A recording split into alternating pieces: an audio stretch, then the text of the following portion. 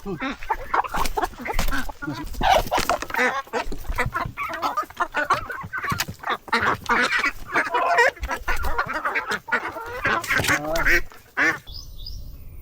araw mga ka-farmers. Kadarating ko lang dito sa ating triangle house. Katatapos lang magpakain ni Brad. Katatapos lang mag-deliver sa mga order para sa Father's Day. Sa araw ng linggo, Happy Father's Day sa ating mga kapwa, mga tatay.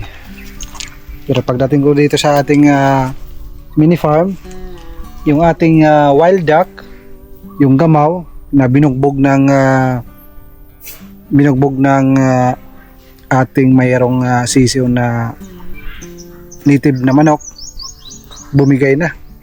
Hindi na kinaya kasi yung ulo niya talagang wasak-wasak, pati yung mga maliliit na ugat.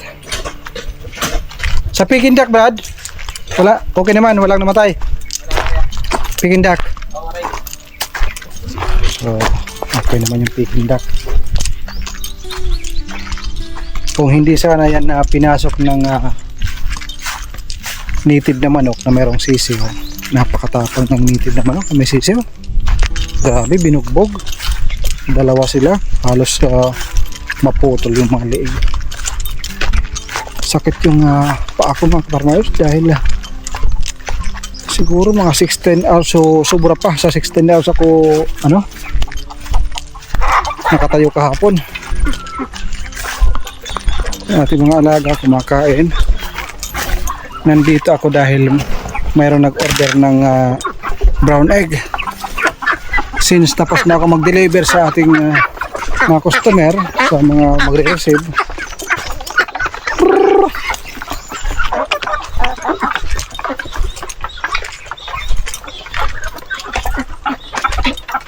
kunti na lang yung itlog. Siguro nag-harvest si Brad kayo ng umaga.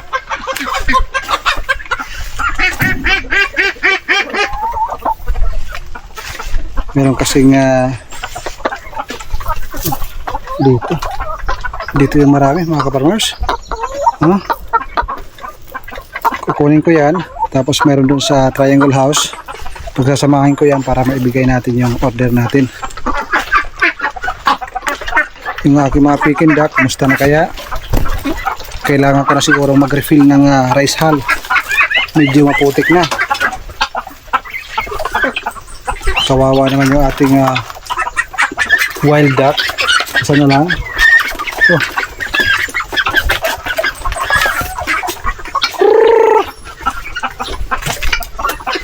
Yung ating mga Peking duck wala naman namamatay. Yun yung good news. Yung bad news, namatay yung ating isang wild duck. Kumustahin natin yung itlog ng Muscovy duck. Lulutuin sana namin yon, kaso naisip ko gagawin namin na itlog maalat. Dito sa amin bibihira lang ang nagbibinta ng itlog na maalat, since marami naman ang bahay ng anay dito. Yun ang ating gagamitin na lupa. Oh, dami na mga ka-farmers.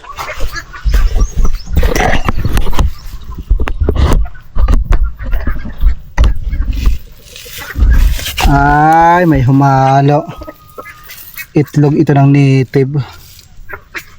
Sayang kailangan doon sa mga itlog sa taas. Pinaparami ko yan para gawin natin itlog na mahalat. Sinilip ko dito, walang laman yung isang pugad. Pero dito, tingnan natin kung meron. Ito yung isa na pugad. Oh, meron mga farmers. 1, 2, 3. Tatlo. Nagsisimula pala diyang mga itlog yung ating native. Good news mga ka-farmers. Tuloy-tuloy yung ating pagdami ng ating native na manok. Sinecheck ko pa ikot mga ka-farmers, baka mayroong mga nangingitlog dito sa gilid-gilid para maagapan. Yung ating sisiyo ng ating native nandoon, pinakawalan lang natin, okay naman, hindi naman nangihina.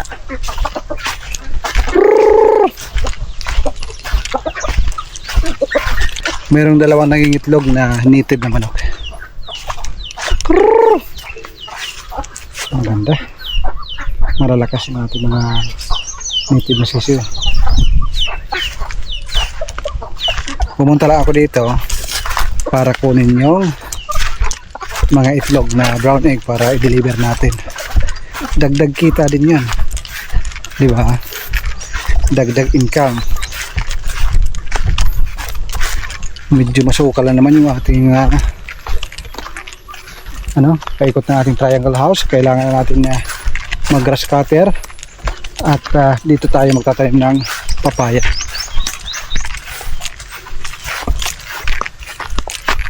Yung ating magandang klase ng anong tawag dito, jackfruit.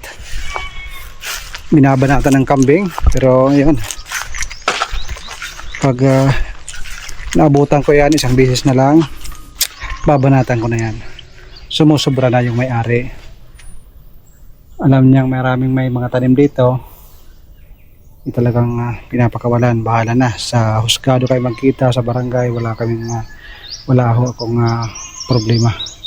Sila may problema dahil yung aking mga tanim ay hindi naman na umaalis yan, hindi naman pwedeng talian. Ang pinaka number 1 na solusyon dyan, talian talaga nila yung kanilang alaga nila, obligasyon nila yan.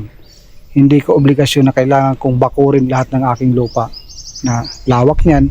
Baka kulangin pa yung 50 mil kung ibabakod ko yan. Nasa batas yan na kung ikaw ay may alaga, obligasyon mo yan na hindi makaprowisyo sa ibang mga kaparmers natin, ibang may mga tanim. So paano mga kaparmers, kunin natin yung mga brown egg para may deliver.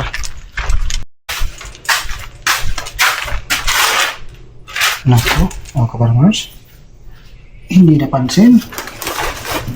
Sayang. Hindi pa naman sayang. Sarap ito na sinaing. Wow! Kung sa Maynila napakamahal ng saging, dito sa amin sobra-sobra ang blessing pagdating ng saging na saba. Ayan, dadalhin ko to. Masarap itong barbecue. Hindi pala, banana cue mga kaparmers. Inaantok pa siguro ako. So magbabanana cue tayo.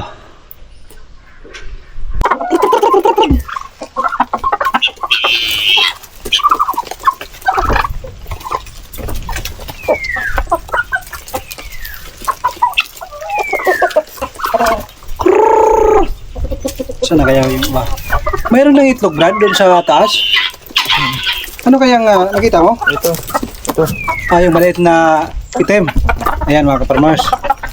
Yun yung item. Saan ang itlog? Doon sa taas. Sa taas? Doon sa baba, sa mayroong Muscovy duck. Yeah. May nang itlog din na isa. Isa? Hindi ko lang. Maliit eh. Siguro itlog yun ng native. Grabe. Kakakuha, takbo. Pagbalik, kain. Yan ang isa. Huwag dyan sa loob. Kain lahat natin to. Simula nang pinakawalan natin yung ating mga alaga, matataba sila. Kaso yung iba, wala dito. Sana yung ibang mga babae nating manok. Palipas na ako ng oras dito sa ating farm. Dahil as 4:30 yung pag-deliver natin sa brown egg.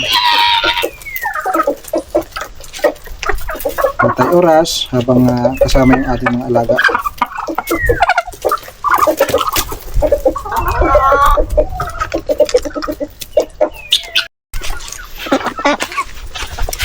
Hindi pa nga nauubos ang kanilang pagkain.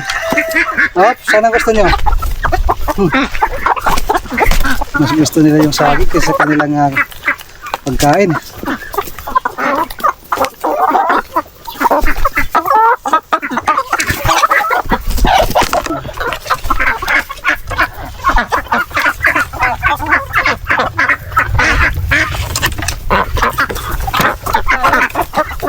Yung ating mga Peking duck, sigaw ng sigaw eh. Oh. Ito oh, naglalambing.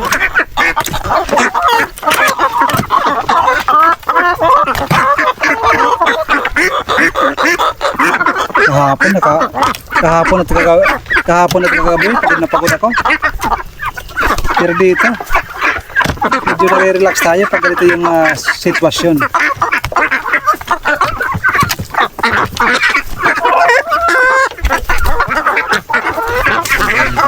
Alaga.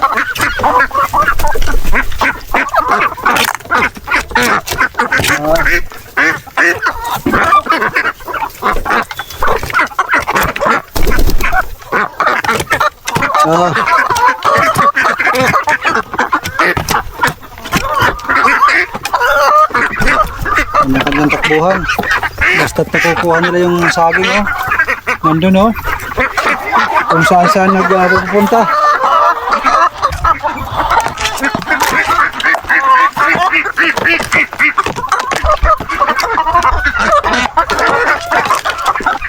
Ito, puputayin pa nila yan. Oh. Ito nyo, nagagawan pa. So, babalik naman ako sa flower shop. Then, mag-deliver ng ating brown egg. Ano to? Ito yung dalawa. Hilaw ko.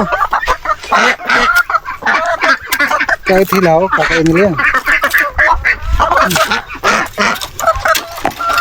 Kaya nila yan. Pero pag hinog, mas maganda pag hinog dahil para nilang sinisip-sip lang.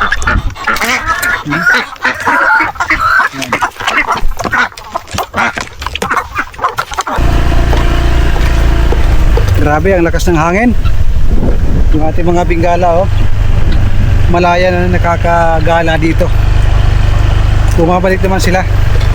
Pero tinitingnan namin baka mangitlog at hindi natin malaman, masayang yung itlog.